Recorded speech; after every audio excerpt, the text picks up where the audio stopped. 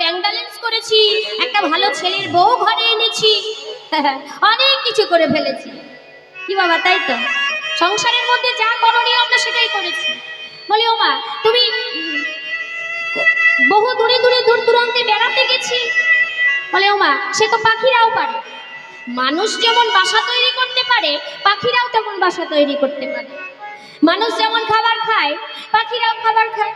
মানুষ যখন সংসারে যখন একটু অশান্তি সৃষ্টি হয়, 2-4 দিন বেড়াতে যায় মনে শান্তি আনার জন্য, যাই না?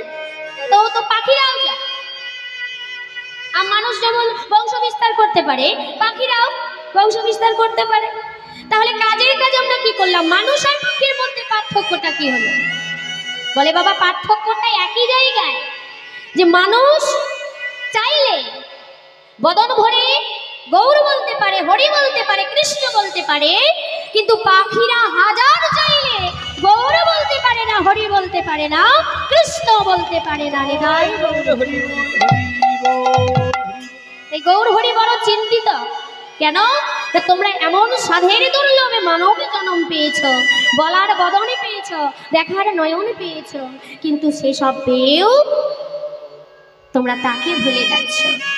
যে নাম করলে তোমরা মুক্তি পাবে, সেই নামই কি তোমরা ভুলে যাচ্ছ। তাই তোমাদের দশা দেখে আমার বড্ড কষ্ট হচ্ছে।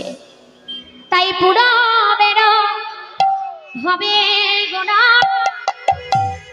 হইল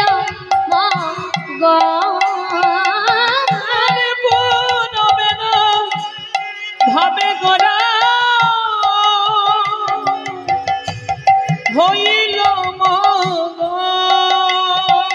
এবারে পুরা বেড়া হবে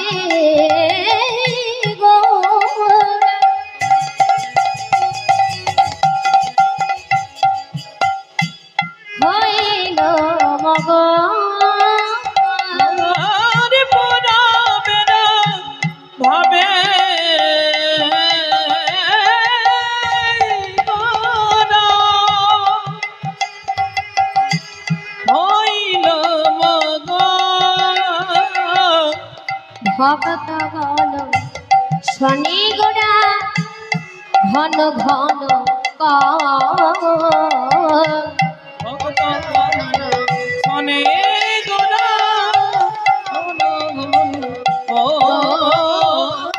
আরে ভগত গণ শনি গোড়া ঘন ঘন ভগত গণ শনি গোড়া ঘন ঘন ঘন ঘন কইছে কথা, ঘন কইছে কথা, ওগো ঘন ঘন কইছে কথা, ঘন কইছে ওই পুরাণের লীলার কথা, সেই ঘন ঘন কইছে কথা, বলি আমার আমার সচি দুলালা, বলি আমার আমার সচির দুলালা, আমার আমার সচির দুলালা, বলি আমার আমার সচি দুলালা, হরি হরি আমার আমার সচি দুলালা।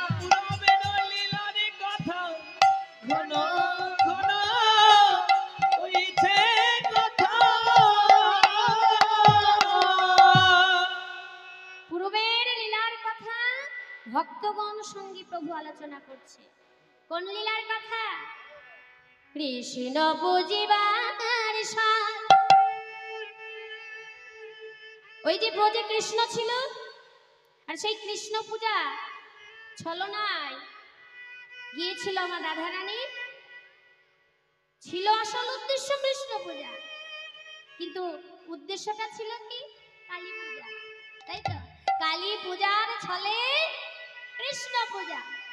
তো সেই যে ওই রাধারানী কালী পূজার ছলে কৃষ্ণ পূজা করেছিল, সেই ভাবটা, সেই পুরব লীলার কথা তার যেমনই স্মরণ হলো, অমনি কালী পূজার সাজ জাগে গেল মনে। কালী পূজার সাজ জাগে গেল মনে।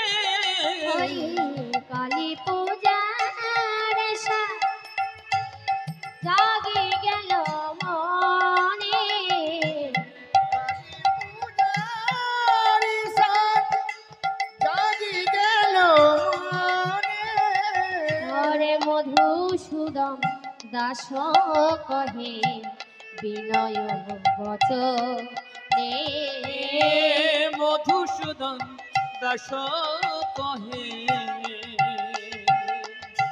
বিনয় বচনে। মধুসূদন দাসে কহে বিনয় বচনে। মধুসূদন দাস কহে বিনয় বচনে। কালী পূজার সাদে গোড়া জাগি গেল মনে। জাগি গেল মনে। মধুসূদন দাস কহে বিনয় বচনে। বিনয়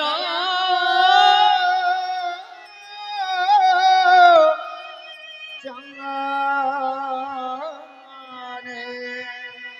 তাই মধুসূদন দাস সে কহে বিনয় বচনে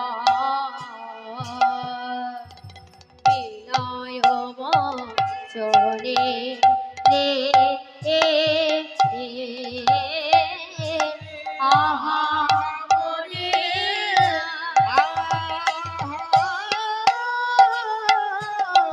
মরি রে বিনায় বিনয় বচনে।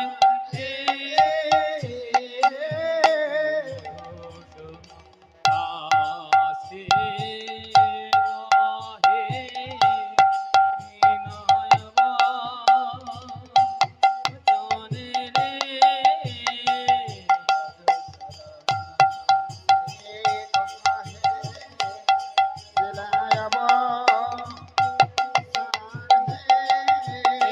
মধুসূদন দাসে কহে বিনয় বচনে রে।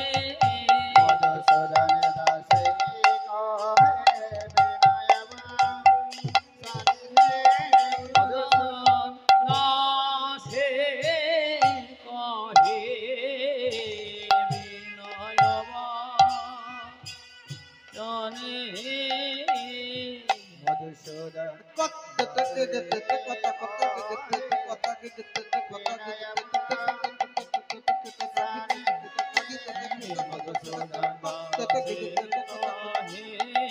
বিনয় বচনে হে।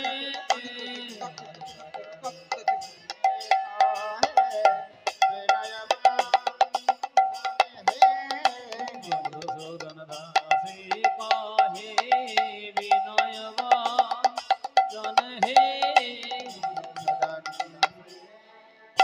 দাসে কহে বিনয় বচনে হে। মধুসূদন কহে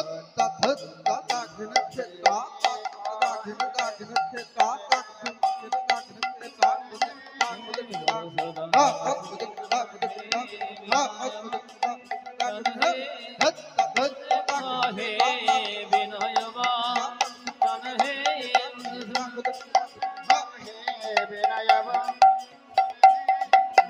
দাসে কহে বিনয় বচনে হে।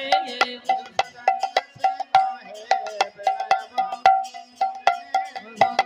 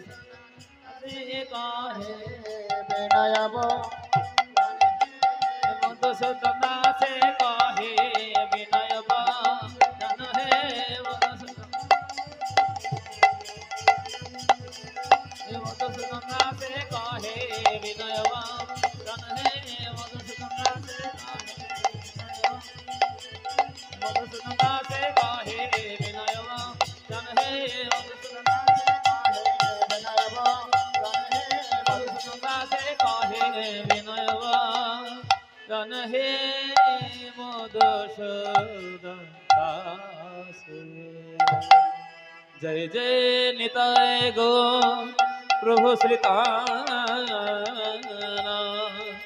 कृष्ण प्रेमानंदे निताय गो हरि हरि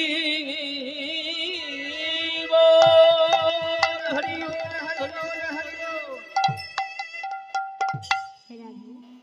হরে কৃষ্ণ।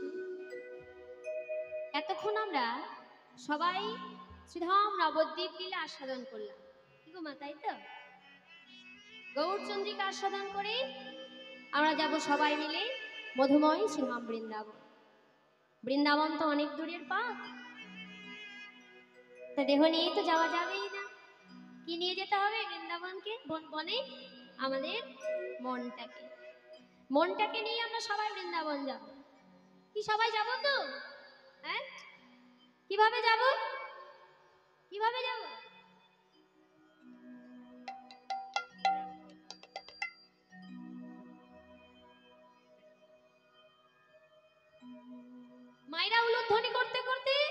আর বাবারা হরিধ্বনি করতে করতে কেমন ওই উলুধ্বনি হরিধ্বনি বৃন্দাবনের পথে পথে গাইব রাধা নাম বৃন্দাবনের পথে পথে গাইব রাধা নাম। আমি বৃন্দাবনের পথে পথে গাইব রাধা নাম আমি বৃন্দাবনের পথে পথে গাইব রাধা নাম। আমি বৃন্দাবনের পথে পথে গাইব রাধা নাম আমি বৃন্দাবনের পথে পথে গাইব রাধা নাম। অগ ঘুচে যাবে মনের কালি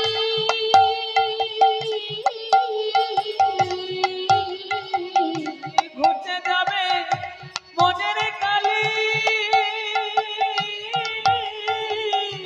ঘুচে যাবে মনের কালি গো। ঘুচে যাবে মনের কালি পড়ে না হবে মনস্কার বৃন্দাবনের বৃন্দাবনের পথে পথে গাইব রাধা নাম। আমি বৃন্দাবনের পথে পথে গাইব রাধা নাম। আমি বৃন্দাবনের পথে পথে গাইব রাধা নাম। আমি বৃন্দাবনের পথে পথে গাইব রাধা নাম। জীবনটাকে কাটিয়ে দিলাম হাজার কাজের ভিড়ে জীবনটা কি কাটিয়ে দিলাম হাজার কাজের ভিড়ে। আমরা জীবনটাকে কাটিয়ে দিলাম হাজার কাজের ভিড়ে জীবনটাকে কাটিয়ে দিলাম হাজার কাজের ভিড়ে। আবার অন্তিমেতে সব হারিয়ে অন্তিমেতে সব হারিয়ে গো অন্তিমেতে সব হারিয়ে এলাম তোমাদের দ্বারে ভিক্ষার পাত্র হাতে লয়ে সেদিন ভিক্ষার পাত্র হাতে লয়ে হাতে লয়ে ভিক্ষার পাত্র হাতে লয়ে গেলাম ব্রজয়ামি ধাম বৃন্দাবনের পথে পথে গাইব রাধা নাম আমি বৃন্দাবনের পথে পথে গাইব রাধা নাম। আমি বৃন্দাবনে পথে পথে গাইব রাধা নাম। আমি বৃন্দাবনের পথে পথে গাইব রাধা নাম। বল হরি বল বৃন্দাবনে পথে পথে গাইব রাধা নাম। ওমা অগল ললিতাবি শাখায়াদি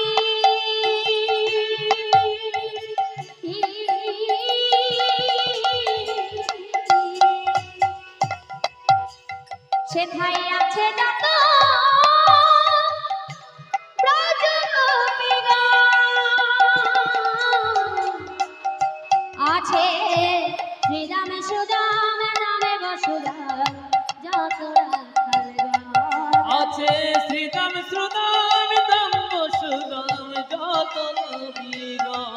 আছে পিতানন্দ মা যশোদা ব্রজ গোপীগণ শ্যামলী ধবনে আছে আর যত গোপীগণ পিতানন্দ মা যশোদা যত গোপীগণ শ্যামলী ধবনী আছে যত গোপীগণ।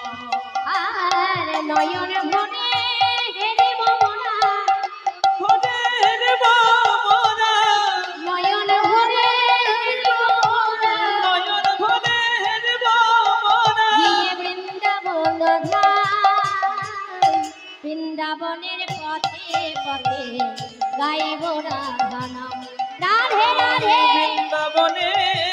পথে পথে গাইব রাধা নাম। আমরা চলো রে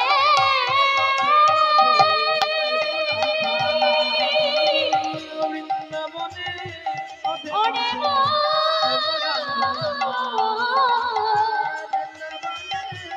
চলো যাই ওই মধুর বৃন্দাবন, পথে ওই মধুর বৃন্দাবন, মধুর বৃন্দাবন। বলো বৃন্দাবন ধাম কি, জয় বৃন্দাবন ধাম কি, জয় বৃন্দাবন ধাম কি, জয় রাধা রানী কি, জয় ভক্ত বৎসল ভগবান কৃষ্ণ চন্দ্র কি, জয় শ্রীখল করতাল কি, জয়। আপন আপন গুরু মহারাজ কি, জয়। ভক্ত বৃন্দ কি। জয়। সবাই মিলে আমরা বৃন্দাবনে এলাম, আর সেই মাধুর্য মণ্ডিত বৃন্দাবন, বৃন্দাবনের আজ আকাশ মধুর, বৃন্দাবনের আজ বাতাস মধুর, আর তার চেয়েও মধুর বৃন্দাবনের এই যে সকল ভক্তবৃন্দ। কেমন আজ মধুময় শ্রীধাম বৃন্দাবনে শ্রীমতী রাধা ঠাকুরনে আমার ললিতা বিশাখা চিত্রা চম্পকলতি সুদেবী রঙ্গদেবী তুঙ্গ বিদ্যা ইন্দুরেখা অষ্ট সখীর মাঝে পরিবেষ্টিতা হইয়াছে। মাধুর্য মণ্ডিত সুধাম বৃন্দাবন, আর সেই বৃন্দাবনে বৃন্দাবনেশ্বরী শ্রীমতী রাধা রানী অষ্ট সখীর মাঝে বসে আছে। সখীরা বলছে, রাধে কি হচ্ছে তোর? অমন করে কি কথা ভাবছিস? কার কথা ভাবছিস? কোথায় যেন হারিয়ে গেছে তোর নয়ন দুটি, তোর চোখে জল। আমরা তো তোর সখী, বল না রাধে কি ভাবছিস তুই? অমন করে কি হয়েছে তোর? রাধারানী বলছে, সখী রে, আমার মনের কথা তোরা ভাগ করে নিতে চাস? আমার মনের দুঃখ তোরা ভাগ করে নিতে চাস? আমার কি হয়েছে তা তোরা শুনতে চাস? শোন তবে। জানিস কি কপাল আমার, বিধি আমায় এমনও ঘরে বসতে দিয়েছে যে ঘরটা হলো কৃষ্ণ বাদিনীর ঘর, যে ঘরে বসে হলো না আমার কৃষ্ণ বলা, যে ঘরে থেকে হলো না আমার কৃষ্ণ ভজন করা, যে ঘরে থেকে হলো না আমার কৃষ্ণ সাধন করা। এই দেখ আজ প্রাণবধূ আমার প্রত্যেক দিনের ন্যায় সকালের নিয়ে ধেনুবৎস নিয়ে গোষ্ঠ মাঝে রেখেছে, কিন্তু সবার ভাগ্যে প্রাণবধূর মুখ দর্শন করার সৌভাগ্য হল। কিন্তু আমি এক অধম, আমার মতো অভাগিনী কি আছে? মধুর চাঁদ মুখ দর্শনের জন্য সবাই ঘরের বাহির হলো, কিন্তু শুধু মুখ দর্শন করার ভাগ্য আমার হল। সখী রে, তাই তোদের কাছে বলি, শোন ওগো সকালে গো ধন লইয়া সখী রে গোঠে গেল আমার বিনোদিয়া। সকালে গো ধন লইয়া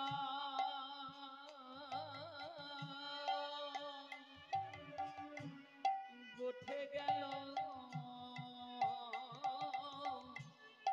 বিনোদিয়া। মরমিয়া রে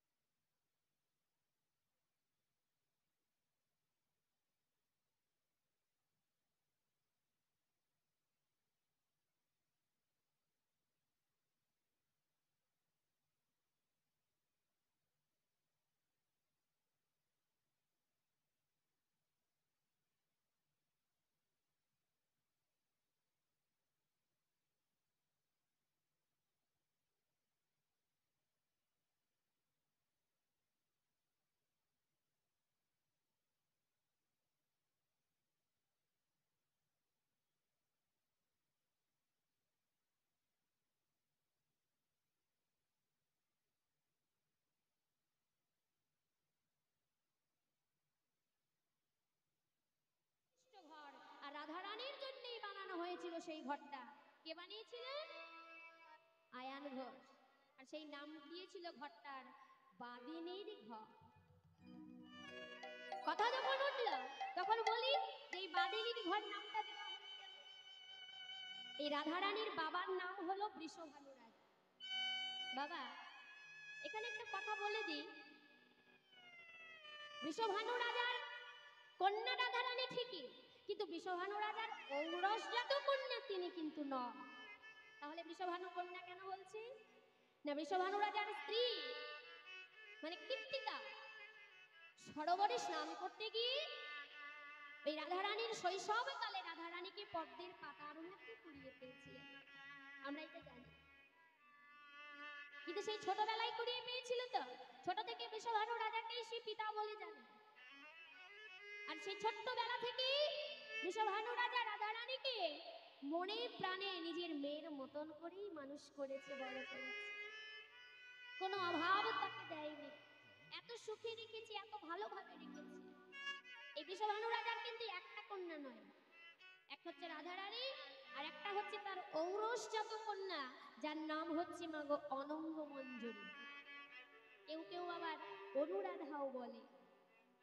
বৃষভানু রাজা আজ বড্ড চিন্তিত, রাতে ঘুমোয় কিন্তু ঘুম তার আসে না। কেন আসে না জানো মা? কারণ এই তার দুটো মেয়ে আজ বিবাহযোগ্য হয়ে উঠেছে। যার ঘরে বিবাহযোগ্য দুটো কন্যা রয়েছে, শুধু বৃষভানু রাজা কেন, এই জগতে যদি কারো ঘরে বিবাহযোগ্য দুটো কন্যা ঘরে থাকে, সেই ঘরের যে পরিচালক, ঘরের পিতা, তারও চোখে কিন্তু ঘুম আসে না বাবা। আসে? আসে না কেন? না, যতক্ষণ না পর্যন্ত সেই কন্যাদেরকে সুপাত্রে দান করা যায়। বৃষভানু রাজার চোখে ঘুম নেই, মনে মনে বড় চিন্তা, আমার এই দুটো মেয়ে, এই দুটো মেয়েকে আমি কার হাতে তুলে দেব? আর এমন দু ছেলের হাতে আমি দুই কন্যাকে তুলে দেব, যাদের হাতে তুলে দিলে আমি নিশ্চিন্ত হতে পারবো। কি গো বাবা, সব বাবা মায়ের ইচ্ছা এটাই যে তার কন্যা যার হাতে তুলে দেবে সেই মানুষটা যেন তার কন্যাকে ভালো রাখে, সুখে রাখে, তবেই বাবা মা নিশ্চিন্ত। তা নইলে কিন্তু প্রত্যেকটা বাবা মায়ের চোখের ঘুম হারিয়ে যাবে। মনে মনে চিন্তা করছে যে কোথায় এমন সুপাত্র পায়। আর চিন্তা করতে করতে একদিন ওই জটিলার দুই ছেলের সঙ্গে দেখা হয়ে গেল বৃষভানু রাজার। আচ্ছা বাবা, জটিলার দুটো ছেলে, ছেলে দুটোর নাম কি জানেন? ছেলে দুটোর নাম কি? বড় ছেলে হচ্ছে আয়ান ঘোষ আর ছোট ছেলে হচ্ছে দুর্মদ ঘোষ। আচ্ছা, জটিলার ছেলে বললাম, আচ্ছা জটিলার স্বামীর নাম কি বলুন তো? জটিলার নাম, কুটিলার নাম, আয়ান ঘোষের নাম আমরা সবাই জানি, আমাদের মুখস্থ, কিন্তু জটিলার স্বামীর নামটা আমরা অনেকেই জানি না। কেন? যে তার কথা তো বিশেষভাবে প্রয়োজন হয় না। কি গো মা, জানেন এই জটিলার স্বামীর নাম কি ছিল? হ্যাঁ, ওই মা আমার জানে। এই জটিল আর কুটিলাকে এক জায়গায় বসিয়ে দাও, দেখো নামটা বেরিয়ে আসবে। বলে কি করি? বলে জটিলা কুটিলা যেখানে থাকে সেখানে কি হয় বলুন তো? যদিও এরা সম্পর্কে মা মেয়ে, কিন্তু মায়ে মেয়ে কখনোই হয় না, বনিবনাদ হয় না, গোল বাঁধে, ঝগড়া বাঁধে। অতএব জটিলার স্বামীর নাম হচ্ছে গোল ঘোষ। কেমন? এই গোল ঘোষ মানুষটা কেমন ছিল জানেন? মানুষটা ছিল বড্ড কৃপণ, ধনে সম্পত্তিতে টাকা পয়সায় প্রতি প্রাচুর্যের কোনো অভাব ছিল না, কিন্তু মনটা ছিল বড্ড কৃপণতায় ভর্তি। জগতে দুই ধরনের ধনী আছে বাবা, আর এক হচ্ছে কৃপণ ধনী আর এক হচ্ছে উদার ধনী। উদার ধনী লোক দেখলেই বুঝতে পারবেন, দেখবেন লক্ষ্য করে, পকেটে পয়সা নেই কিন্তু ভাব দেখে মনে হবে যে তার অনেক কিছু আছে, কারণ সে হচ্ছে উদার ধনী। আর বাবা যিনি কৃপণ ধনী হন, আমার চাইতে আপনারা বেশি ভালো জানবেন, এত সুন্দর নামযজ্ঞ করছেন তো প্রত্যেক বছর, আর প্রত্যেক বছর বছর কিন্তু প্রত্যেক বছরের থেকে নতুন বছরের খরচ আরো বেশি হচ্ছে, হচ্ছে না? আগে যদি 2 লাখ খরচা করেছেন, সামনে বছর আপনার 2.5 লাখ খরচা হবেই হবে। কিন্তু আপনারা বুঝবেন কি করে কৃপণ ধ্বনি? বললাম এই কারণে, কারণ হয়তো এখানকার ভক্ত বৈষ্ণব মা বাবা সবাই ভালো, কিন্তু অনেক জায়গায় আছে কীর্তন কমিটিরা বুঝতে পারে যে কৃপণ ধ্বনি কাকে বলে। কীর্তনের চাঁদা আনতে যাবে বাড়িতে, দেখবে কোথায় 10 টাকা 20 টাকা ছেঁড়া, সেগুলো বাজারে হয়তো চলেনি, চালের বাতায় গুজে রেখেছি, আর দিবি তোদের কীর্তন কমিটির হাতে তুলে দে, ভক্তের সেবায় লাগিয়ে দেবে। নিতাই গৌর হরি বল। এগুলো হচ্ছে কৃপণ ধ্বনির লক্ষ্য। আছে প্রচুর, কিন্তু দিতে বড় কাতর। কি গো মা, তাই তো? এই গোল ঘোষ হচ্ছে বড্ড কৃপণ। হ্যাঁ, ওই গোল ঘোষের 2 ছেলেকে দেখে এই বৃষভানু রাজার পছন্দ হয়ে গেল, তাই একদিন গোল ঘোষকে ডেকে পাঠালো নিজের বাড়িতে। খবর পেয়ে গোল ঘোষ মনে মনে চিন্তা করছে, বাপরে বাপ, কপালে কি আছে জানি না, রাজামশাই আমাকে ডেকে পেরেছে, ডেকে পাঠিয়েছে, না জানি কি কপালে আমার আছে, ডেকেছে যখন যেতেই হবে। গোল ঘোষ বাড়িতে এলো, আর রাজামশাই গোল ঘোষকে দেখে সকলকে ডেকে ডেকে বলল, ওই রে, তোরা কে কোথায় আছিস? এই একে বসতে দে, যত্ন কর, খাতির কর। গোল ঘোষ মনে মনে চিন্তা করছে, রাজবাড়িতে আমার এত খাতির, এত যত্ন, এত আদর, না জানি কপালে আমার কি আছে, হঠাৎ করে এত খাতির এত যত্ন কেন? ভয় তো হবেই গো মা, হবে না? কারণ বৃষভানু রাজা আর গোল ঘোষ হচ্ছে প্রজা, প্রজার এত রাজবাড়িতে খাতির যত্ন, ভয় তো হবেই। রাজামশাই গোল ঘোষকে বসতে দিয়ে হাতে ধরে বলছে, বিআই মশাই, এই রে, দেখেছেন? বিআই বলে ডেকে দিলাম। আচ্ছা শুনুন, বিআই বলে যখন ডেকেই দিলাম, আমার একটি বাসনা আছে, আপনি রাখবেন? বলে কি বাসনা? বলছে দেখুন, আপনার 2 ছেলেকে দেখে আমার বড্ড পছন্দ হয়েছে, আমার মনের বাসনা, আমার 2 মেয়ের সাথে আপনার 2 ছেলের বিবাহ দিতে চাই, যদি আপনি রাজি হন। গোল ঘোষ মনে মনে চিন্তা করছে, সর্বনাশ হয়েছে, এই রাজামশাই যদি তার মেয়েদের সঙ্গে আমার ছেলেদের বিবাহ দেয়, আর আমি যদি তাতে একবার রাজি হয়ে যাই, আমার সোনা দানা ধন সম্পত্তি টাকা পয়সা যা আছে সব মেয়ের পণ হিসেবে রাজামশাই চেয়ে নেবে, তাহলে তো আমি পথের ভিখারি হয়ে যাব, আমার তো আর কিছুই থাকবে না।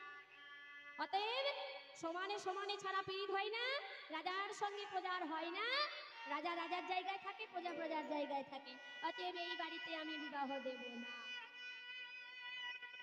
গোল ঘোষ বলছে, তা কি করে হয়? আপনি রাজা আর আমি প্রজা, আপনার মেয়ের সঙ্গে কি আমার ছেলেদের বিবাহ সম্ভব? এ হতে পারে।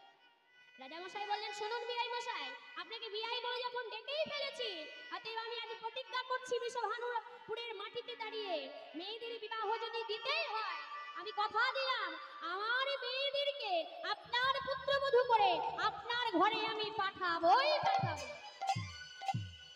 তবে তার বিনিময়ে কোনো টাকা পয়সা ধন সম্পত্তি সোনা দানা আমি নেব না। আসলে বাবা, এখনকার দিনে যেমন মেয়ে পক্ষের বাবাকে পণ দিতে হয়, ছেলে পক্ষের বাবার কাছে দিতে হয় না। যোগাযোগ এলে আগে বলে, বাবা কত কি দিতে পারবে, আগে টাকার অঙ্কটা হোক, তারপর বিয়ের কথা পরে হবে, হয় না গো মা? হ্যাঁ, যদি দিতে পারে তবেই হবে, তা নাহলে ওইখানেই শেষ। কিন্তু তৎকালীন কি হতো না, ছেলে পক্ষকে পণ দিতে হতো মেয়ে পক্ষের বাবাকে। এবার লক্ষ্য করুন, গোল ঘোষ তো কৃপণ ধনী, যা কিছু আছে সেটা যদি ছেলেদের বিয়ে দিতে গিয়ে বিআই মশাইয়ের হাতে তুলে দেয়, তাহলে আর তার কি থাকবে? অভাব হয়ে যাবে, অভাবী হয়ে যাবে। তাই বলছে যে না, বিয়ে দেওয়া সম্ভব নয়। তখন রাজামশাই যেমনই বলেছে যে টাকা পয়সা ধন সম্পত্তি কিছু লাগবে না, তখন গোল ঘোষ বলছে, তাহলে আমার কোনো আপত্তি নেই, আপনি যদি টাকা পয়সা ধন সম্পত্তি কিছু না নেন, তাহলে আবার আমার আপত্তি কোথায়? তাহলে একটা শুভ দিন দেখুন, শুভক্ষণ দেখুন, সেই শুভ দিনে শুভক্ষণে ওই 2 হাত এক করে দিন। এবার শুভ দিনে শুভক্ষণে জটিলার 2 পুত্রের সঙ্গে বৃষভানু রাজার 2 কন্যার বিবাহ হলো। আয়ান ঘোষের সঙ্গে রাধারানীর, আর দুর্মদ ঘোষের সঙ্গে অনঙ্গ মঞ্জুরি বিবাহ হয়ে গেল। বিবাহ সম্পন্ন করে বিদায় দিতে যাবে এমতো সময় গলঘোষের হাতটা ধরে ঘরের ভিতর নিয়ে গিয়ে রাজামশাই বললেন, বিআই মশাই, আপনার কাছে তো পণ হিসেবে আমি কিছু চাইনি, আজ আমি যদি দুটো কথা চাই আপনি আমায় দেবেন? গলঘোষ বলছে, এই আপনি কেমন কথা বলছেন? আপনি তো কথার খেলাপ করছেন। আপনি বিয়ের আগে বলেছিলেন আমার কাছে কিছু চাইবেন না, আর এখন বলছেন আমি যদি কিছু চাই। না না না, এটা আপনি ঠিক করছেন না। রাজামশাই বলছে, আপনার চিন্তা করার কোনো কারণ নেই। আমি এখনো বলছি, সোনা দানা টাকা পয়সা ধন সম্পত্তি আপনার আমার চাই না, শুধু দুটো কথা আপনি দেবেন। গলঘোষ বলছে, সোনা দানা টাকা সম্পত্তি যদি না হয়, যদি দুটো কথা হয়, তাহলে দুটো কথা কেন, কথা চাইলে আমি হাজার কথা আপনাকে দিতে পারি। কি বলুন? রাজামশাই বললেন, দেখুন বিআই মশাই, যত চিন্তা তো আমার ওই বড় মেয়ে রাধারানীকে নিয়ে গো। কারণ ও এত বড় হয়েছে, ছোট থেকে আজ এত বড় হয়েছে, কিন্তু নিজের হাতে কখনো খায়নি, খেতে পর্যন্ত জানে না।